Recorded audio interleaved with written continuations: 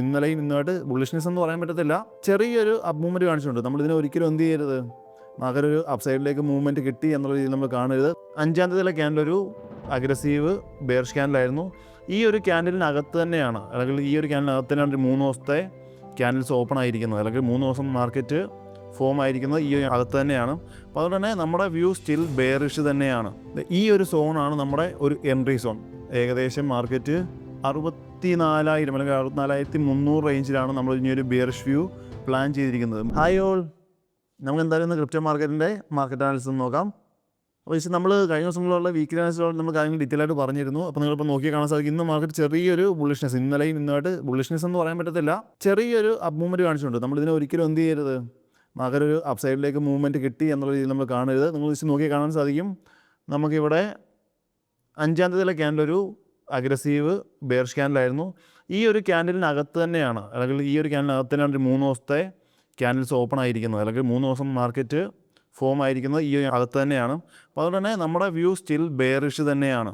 നമ്മൾ മാർക്കറ്റ് ഇവിടെ നിന്ന് നോക്കി കാണാൻ സാധിക്കും, നമുക്ക് ഡേ ടൈം ഫ്രെയിമിൽ 59,900 അല്ലെങ്കിൽ 60,000 റേഞ്ചിൽ മാർക്കറ്റ് ലിക്വിഡിറ്റി ടേക്ക് ചെയ്തതിന് ശേഷം മാർക്കറ്റ് ജസ്റ്റ് ഒരു പുൾ ബാക്ക് തന്നിരിക്കുകയാണ്. ഇവിടെ ഒരിക്കലും മാർക്കറ്റ് ഒരു ബുൾ സൈഡിലേക്ക് മൂവ് ചെയ്യുന്നതല്ല, ജസ്റ്റ് ഒരു പുൾ ബാക്ക് മാത്രം തന്നിരിക്കുകയാണ്. അപ്പോൾ നമ്മുടെ വ്യൂ ഇനിയും ബെയറിഷിനെയാണ്. ഇവിടെ നെക്സ്റ്റ് ആയിട്ട് ഒരു സോണിൽ നിന്ന് മാർക്കറ്റ് ബെയറിഷ് ആവും എന്നാണ് നമ്മൾ പ്രതീക്ഷിക്കുന്നത്. നമ്മളൊരു എൻട്രിക്കായിട്ട് അടുത്ത പ്ലാൻ ചെയ്തിരിക്കുന്നത്, ഇത് നമ്മൾ 1 hour ടൈം ഫ്രെയിമിലേക്ക് ഷിഫ്റ്റ് ചെയ്ത് കഴിഞ്ഞാൽ ഈ ഒരു സോണാണ് നമ്മുടെ ഒരു എൻട്രി സോൺ.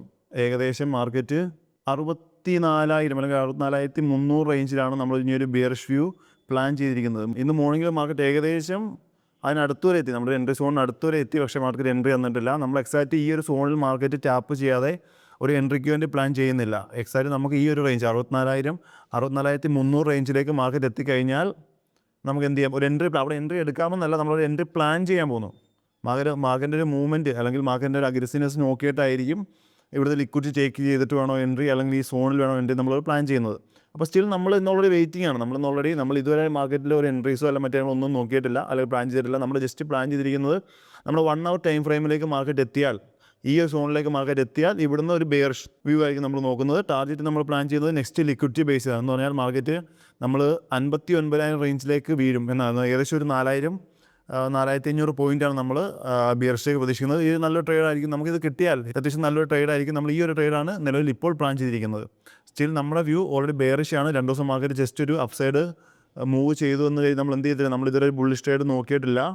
നമ്മൾ സ്റ്റിൽ ഈ സോണിൽ നിന്ന് മാർക്കറ്റ് ബെയറിഷ് ആവും എന്നാണ് പ്രതീക്ഷിക്കുന്നത്. നിലവിൽ നമ്മുടെ ഓവറോൾ വ്യൂ ബെയറിഷ് തന്നെയാണ്. അപ്പോൾ അതുകൊണ്ട് നമ്മൾ പ്ലാൻ ചെയ്യാൻ പോകുന്നതും ബെയറിഷ് ആയിരിക്കും. ഇന്നത്തെ ദിവസം നമ്മൾ ജസ്റ്റ് ഫ്രീ, നമ്മൾ ചില്ലടിച്ച് വെറുതെ നിന്നിട്ടേ ഉള്ളൂ.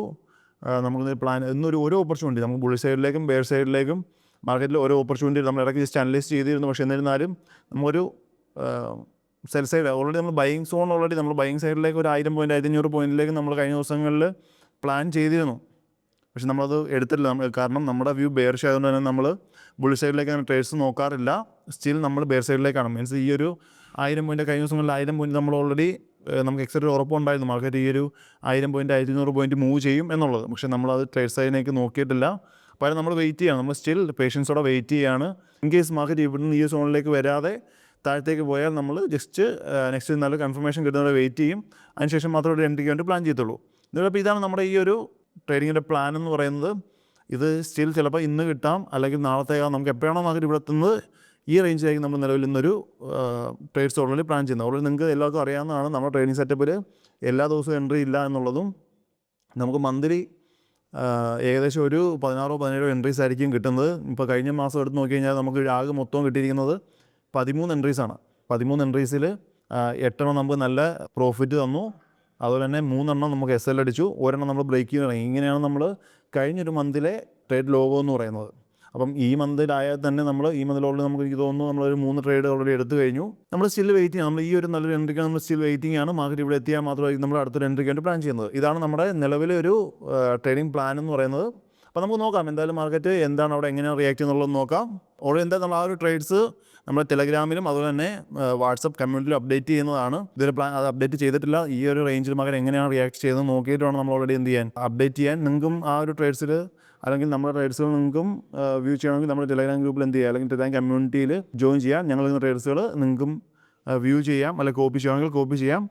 then നമുക്ക് നോക്കാം ഈ ട്രേഡ്സ് എന്താവും എന്നുള്ളത് നോക്കാം. അപ്പോൾ ജസ്റ്റ് നമുക്ക് ആ ട്രേഡ്സ് എന്താണെന്ന് അറിഞ്ഞ ശേഷം നമുക്ക് നാളെ വീണ്ടും കാണാം. Bye bye.